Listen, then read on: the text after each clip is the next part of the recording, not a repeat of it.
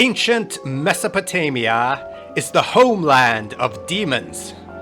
All the demons of Judaism, Christianity, and Islam were borrowed by and large from the rich demonology of this ancient land, where the old-time Israelites were captive for decades.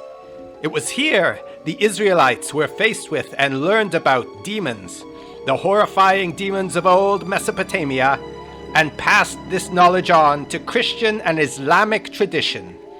So in these ancient Mesopotamian cities, such as Babylon, what sort of evil spirits would an Israelite expect to encounter there in the dark, wicked Babylonian night? Well, let's find out. Babylon, the crown jewel of ancient Mesopotamia, with its impressive and massive gates, like the Ishtar Gate, and its phenomenal hanging gardens, bustled with traders, priests, and craftsmen during the light of day. But by night, the city belongs to beings older than the stones underfoot, ancient evil spirits. For those who must venture out after sunset, survival requires caution and a touch of luck. Imagine, if you will, you are an Israelite, captive in this city of demons.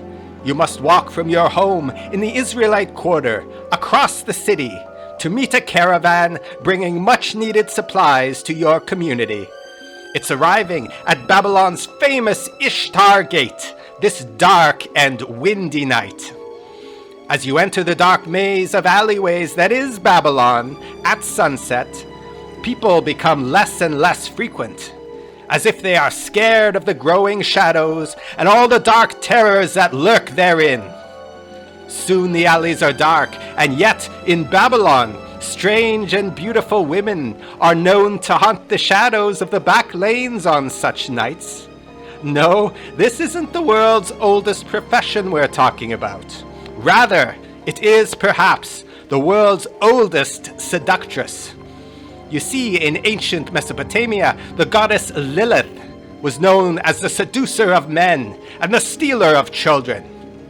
Associated with the night, she was the queen of an army of female spirits called Lilitu, more commonly known, however, as succubus. The succubus is a beautiful and alluring spirit female known to appear to men in the night, enticing them into unholy nights of passion, either to drain their life force or to corrupt their soul, enslaving them to the succubus and to their queen Lilith. Appearing before our Israelite, a seductive yet supernatural succubus might seek to entice him into the soothing, concealing darkness of the alley in order to taste delights that mere mortals cannot even imagine. Yet, our intrepid hero heroically ignores the call of his loins and the succubus's supernatural feminine charms, although there are much worse forms of enslavement one could endure, to be sure. However, he flees out of the dark alleys into the wide open spaces of the temple district, where the holy shrines of the Babylonian gods spread out beneath a sprawling sky of stars. But even in these sacred spaces, our hero isn't safe. These temples had guardians, you see, and not the usual run-of-the-mill Babylonian soldier grunt with a spear. Oh no, these were massive statues of a powerful mythical beast called the Lamassu. This is a fearsome lion with the head of a man and powerful wings. They were protectors which, according to mythology, were not considered to be mere statues at all. It may appear to be only an ever-vigilant statue guarding the holiest of holies from the corruption of the great unwashed citizenry. But dare to step past the threshold of the temple, young Israelite, and you'll soon find out how real the danger is. Animated by the magic of the high priests of the temples and the Babylonian sorcerers, they were quite capable of coming to life, baring their claws and fangs, and flying in pursuit of any blasphemous soul. Tiptoeing past the fearsome stone statues, whose eyes seem to follow you as you pass, it is not only the Lamassu you need to watch out for, The shadows cast by the torchlights or the moon didn't only conceal amorous succubi, you see, but also the evil spirits known as Utukku. Drawn to the shadows, they could especially haunt the shadows cast by the holy temples. Much like their unholy opposite, these shadows of the sacred temples were dark and evil spaces, which draw the evil shadow ghosts like honey to the bee.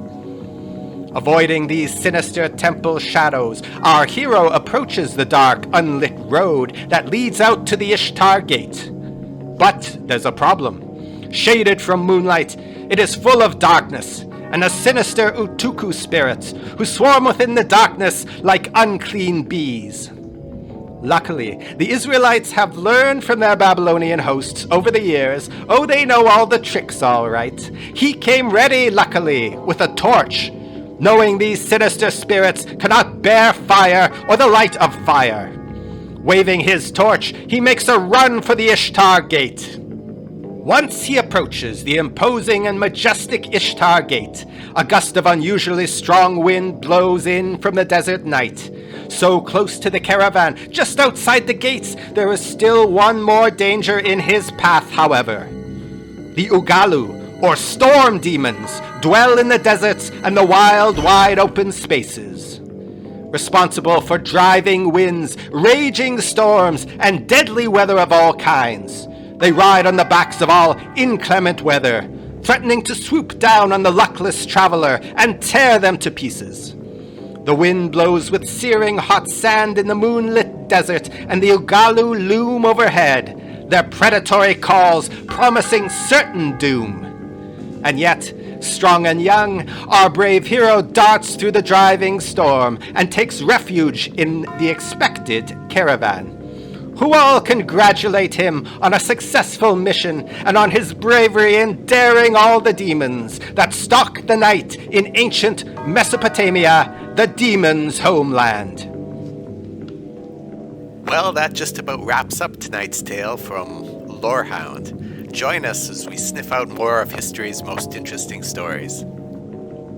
As the hound dog entered the dimly lit library, he sensed an aura of mystery surrounding the ancient scrolls. The dusty shelves towered above him as he sniffed his way through the labyrinth of books.